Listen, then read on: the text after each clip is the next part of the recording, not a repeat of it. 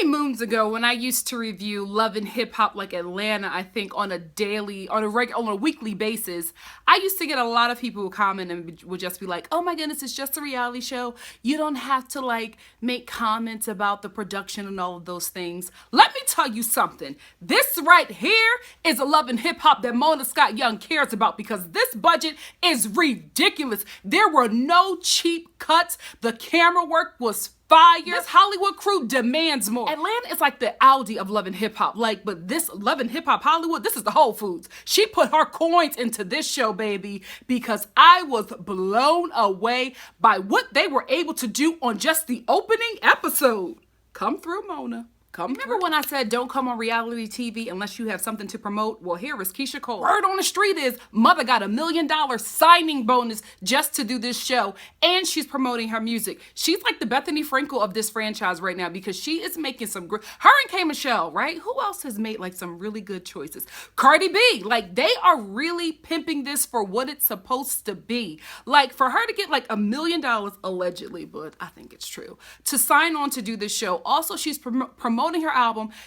Every scene that she has been in has been album. I'm like, smart. You know what I mean? If you're going to come on a reality TV show, do it wisely. They're going to make you look like a fool. They're going to open your life and they're going to fillet it back and forth. At least get something out of the deal. $1 million and free promotion for your album? What?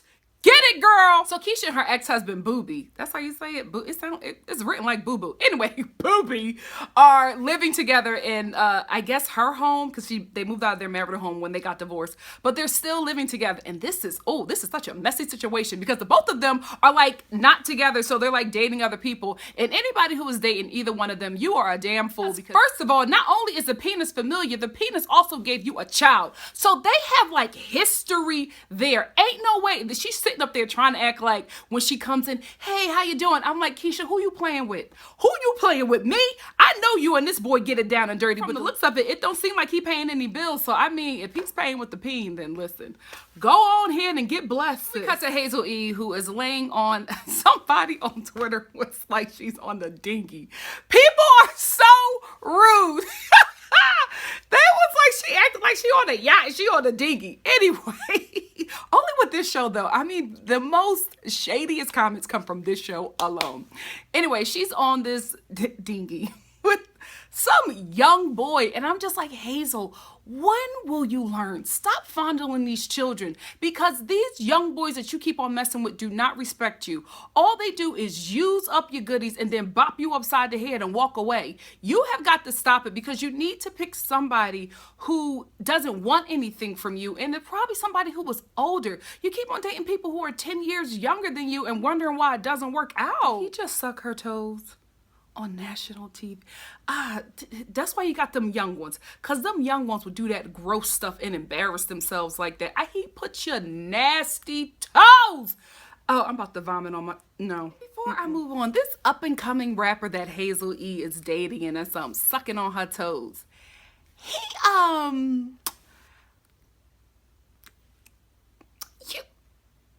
You know what? Never mind. The hell with it. He gives me zesty. He gives me like fresh out of prison zesty. You know what I mean? Like, what do they call it? Is it trade? Oh gosh, I'm out of the loop. So Hazel E is putting together a women's empowerment event. And here we go with that word again. Every time a woman on VH1 utters the word woman empowerment, a feminist dies. I am telling you, sitting up here talking about women's empowerment, but in the same breath, she starts dogging out all the women that she wants to invite. I'm like, you can't sit up here and preach women's empowerment and then, plan on busting a glass over somebody's head. Oh gosh, and her and Tiara on Friends again. Another season where Tiara and Hazel E are not friends. Were they ever friends to begin with? Can we be real? Like, I feel like they've always hated each other, because their friendship went sour in like 2 episodes. So a white stud is on the show. 2 checks for diversity. You go, Mona. You go. Lesbian relationship with Moniece and I forget the name of her partner, her boyfriend. You know what I mean? Because listen, a couple more hormones and she will have me convinced, because I was just like, girl, boy, work.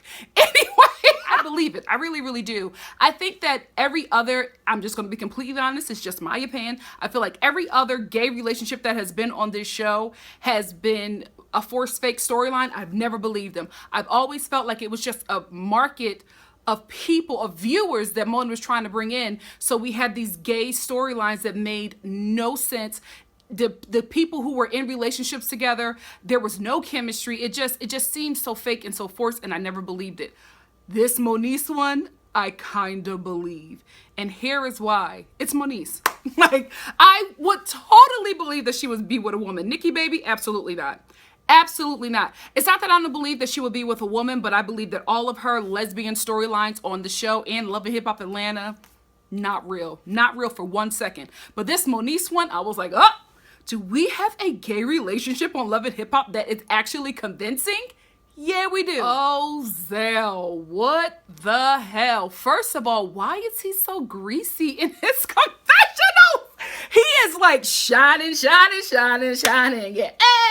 But he's so greasy in his confessionals. Like, I don't know. Did they give him coconut oil before he started shooting? I don't know what's going on. So he gives me Jaheim with a bit of Exhibit and a dash of Velociraptor.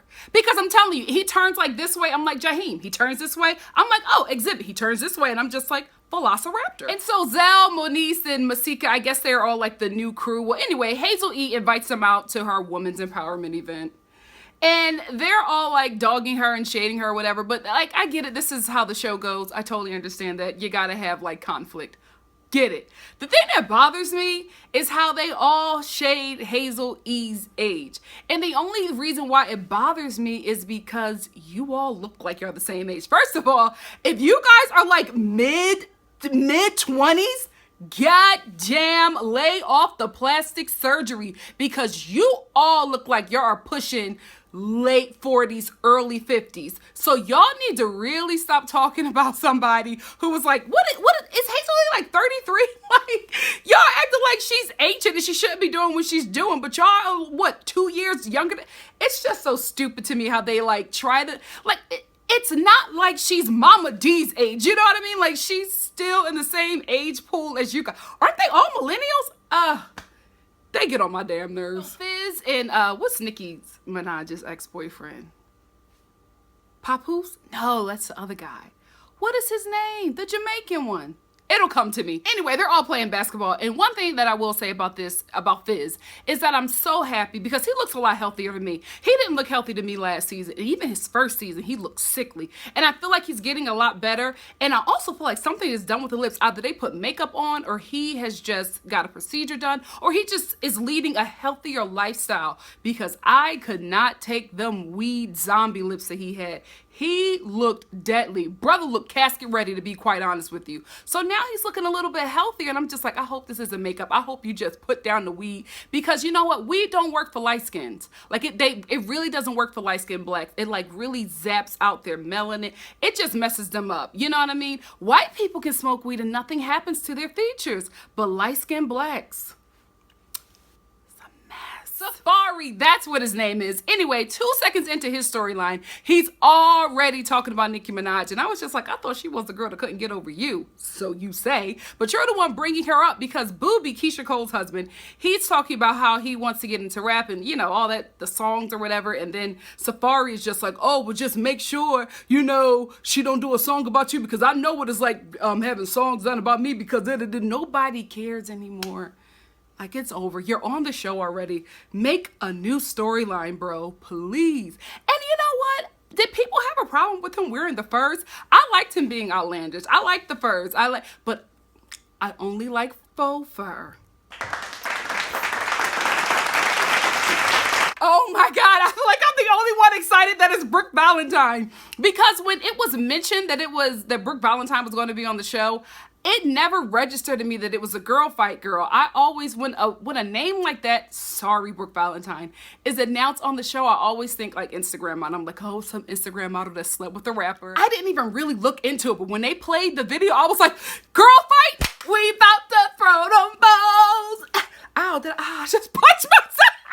Brooke is back because, she needs to get back out there. And I think this is a perfect way to do it, especially if you're trying to get into this market. The audience that will listen to your music is watching this show. Smart move, girl. Anyway, she says she got out of the business because she had to raise her son. A lot of people were shading her about that, but I honestly believe that there are a lot of women because, truth be told, in this industry, it punishes you for being a woman. Like, if you have a child, it's like, it's like the plague, you know what I mean? So people don't offer you work anymore. You can't do this. You can't, like, being pregnant does not mean you can't record or write a song. Like, I don't know why all of a sudden, because a baby is growing, like, the men in the industry think that women can't work. But anyway, she said that she got out of the industry to raise her son. And I honestly believe that because so many women have to do that because you just can't do both. The industry just will not allow it.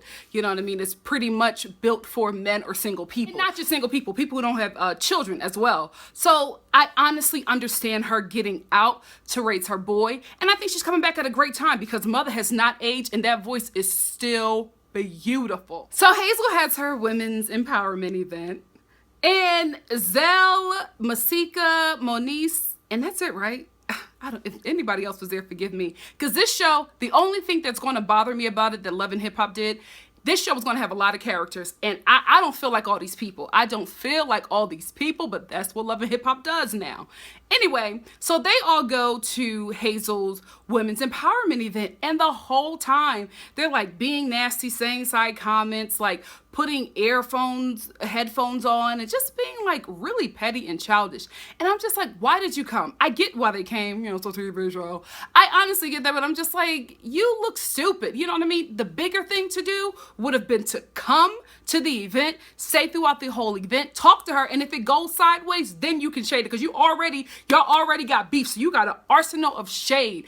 But it's to go out like this was just dumb. Y'all just look really, really stupid. And I felt like if you wanted to get back at her, there could have been a smarter way to do it besides this lazy, childish way. So anyway, at Hazel's women's empowerment event, she's thanking everybody for coming. But you know what? Can I just say this? Love and Hip Hop, can we not keep the theme of empty events? Like, Hazel E had like 16 people there. And all of them had to be paid. All of them, because the reactions from the extras on this episode alone was hysterical. Everybody's like, oh. I'm like, calm down. Give them their $40 and cut them. Anyway, so you could hear, while she's performing, you could hear, Masika and all of them making jokes about her. So she gets off of stage and she approaches Masika, and I'm like, this is your women's empowerment event. This is your women's empowerment event. And they go back and forth, and she throws a drink at her. And first of all, what kind of women's empowerment event was this? I saw nothing like where you know what? Maybe it was a women's empowerment event, and it just wasn't one that I'm used to, because I don't know where the woman empowering was. Like, what was the song empowering? Were her new butt implants I don't know. Like, I was so confused. Anyway, her and Masika get into it, and what did I say? Didn't I say that she was going to like bust somebody over the head with the glass? She throws a drink at Masika at her women's empowerment event. Only on VH1. Oh, Brooke Valentine and these over-the-top confessionals. I'm so used to it at this point, but I feel like because she's new, she's doing so much. Because she's like, I left the game because my son, and then she stops and they don't cut. I'm like, why don't you cut? I'm like, cut, please cut, because she stopped talking. She's doing all of this stuff in her confessionals. I just need for them to know that I am not going to be the one. And they leave the camera rolling for like 3 seconds before they cut. And I'm like, oh gosh, Lord Jesus, fix it. But don't change, Mona. This is your MO. Hood confessionals. Keep it, copyright it. Tiara, bless her heart. I feel so bad for her because I feel like she is in love with Ray J, and to like be on this show and see him progress and see him get with somebody else who looks like, can we be honest, a slimmer Tiara. Like they are very similar. And to get with somebody else and to not only get with them, but get with them on the same show with your cast members and marry them. And I don't know, I feel bad for her. I really, really do. And then I'm also disappointed because she is her own worst enemy. Like, she kills opportunities for herself, her attitude, her unprofessionalism, and I just want her to get it together because the girl is very talented, and it's just so unfair unfortunate that her inner demons is just bringing her down. So anyway, the argument between Hazel and Tiara gets heated. So Tiara, who I am very proud of, picks up her drink and she's just like, you know what, whatever, Hazel, and walks away. Hazel takes her huge plate full of food, throws it at Tiara's back. I was just like, oh, hell no. It connected too. It connected to her back. And I'm telling you, this is when it got real, because Tiara turned around and she went after Hazel. And Hazel was so lucky security was there, because Tiara was going to drag her, as she rightfully should have. Hazel threw a huge, she didn't throw like no Greek, celebration kind of Oprah plate. She threw a huge, solid porcelain plate that when it hit her spine, it could have done some serious damage. Like, that's the kind of plate that cracked somebody's wig open. I was like, oh, hell no. I got mad for Tiara. I wanted to fight Hazel. That huge plate, child. To the smartest person on the show, Keisha Cole. She's in the studio, her music is playing, and Booby walks in and she excuses her engineer, whoever, and they have a little conversation and he apologizes. I guess because there's been so many rumors about their relationship and like gossip blogs and all of that drama. I guess he just wanted to clear everything up on camera, because he like apologizes to her for cheating on her and all of these things. And I'm just like, haven't y'all been divorced for a minute? So I felt like this whole conversation was for us. So he apologizes to her and he says that he's going to be a really good dad and he's sorry about all the things he did. And can I tell you, Keisha Cole was over it. This boy is pouring out his heart and she's like, okay, just be a good father. He has done her so dirty, she's over. And I honestly feel bad, because for a woman to get to that point where she is just not fazed by anything that a man that not only she loved, she had a child with, and she married, when he speaks, she's not affected by it. He really did her dirty. And that's so unfortunate. Brooke Valentine, she's dating this guy, and as soon as she mentions that he's freshly divorced, I was just like, oh, it's gonna be a problem with him and his wife. I already knew. So anyway, she finds out that he's not really divorced. How do you come on national TV and find this out? Ciao. Anyway, she confronts him, but this is the thing, guys. This is the thing. Mother is in a whole maid outfit, butt out. It's like a slow, Love and Hip Hop is so messy. It's like this slow-mo of her like bending over with this like plate of food. It was so ridiculous and unnecessary, but this is why we watch. So anyway, he comes over and she's just like, why didn't you tell me that you were married? And he's talking about getting a paralegal. I'm like, don't y'all got money? God. So he's saying that he couldn't really do it because the wife wouldn't sign the papers. Ladies never believe that. They always say that. They always say that the woman never wanted to sign the papers. Get out of here. Get out of here. You don't want to pay that woman that money. That's what it is, but I'm mind my business. Anyway, they have this whole moment and he's like, so what you want to do? And I'm just like, wow, Brooke, you know what? You could do so much better. I'm going to just be really, really honest. From the looks of it, you can do better, because for him to sit up there, he's the one that's still married and lied to you, and he looks at you and says, so what you want to do? No respect whatsoever. And then he does that swagger thing that black men always do whenever they're wrong. They, oh, come here, I'm sorry, I ain't mean it. And she falls for it. She falls right for it. Now stop. Stop. I was like, girl, you gonna be in this situation with him because he always swoons you and puts that brother swag on you, and you lose your damn mind over nothing. He's still married. Ooh, Miss Nikki, baby, you is messy. I think that she was probably doing this just to get a storyline on the show, because Miss Nikki, baby, had no beef with Masika, right? But she says, oh, I'm besties with Hazel. Get out of here. You just need the storyline, but I'm going to rock with you. So anyway, she meets with Hazel, and she's just like, well, I'm help you get back at Masika. I know Fetty, is his name Fetty Wap? Oh, gosh. She's like, I know Fetty Wap's baby's mama, Alexis Sky, and I'm going to invite her to this event that they're all going to be at. So we cut to like Moniece, Jurassic Park Jaheim, and it's supposed to be Masika, but she's out of town. So they are there at this karaoke, and Moniece was making it seem like it was a huge performance. It was just karaoke. And oh, and her partner. What is her partner's name? I am so sorry, Miss Italian Stud. Forgive me for forgetting your name. I'll remember it next review. Anyway, they're all there, and then Hazel E, Miss Nikki Baby, and Alexis Sky, they all show up in like these dot/rainbow ball gowns. I'm like, what bargain basement did y'all go to get this material? It all looks so cheap. They show up. Alexis Sky gets into it with Jurassic Park Jaheim, and I'm like, why are y'all even getting into anything? Because he didn't insult her. Like, you know what I mean? He was just like, I'm just not going to get into it with you or whatever. So she, for some reason, because he says he's not going to get into it with her, she throws a purse at him. And let me tell you something. He forgot, you know what I mean? He forgot for a minute because he was going to do something back to like hit her. But I think he forgot for a second. Then he realized he was on national TV. So he threw a drink at her, and then it got messy, and then the whole thing broke up. And I'm just like, it's going to be messy broads all season long. These messy broads are going to link up, and it's just going to be butt implants and weave flying all season. And I am totally here for anyway, that's where the episode ends. I don't think they showed a trailer for next week's episode, but I think they showed the trailer for the rest of the season. And can I tell you guys, I am just here to see the two queens go at it at the nail salon. When Jurassic Park Jaheim ran after that fat queen and he was, that was the best part for me. I am here for that. I cannot wait to see that.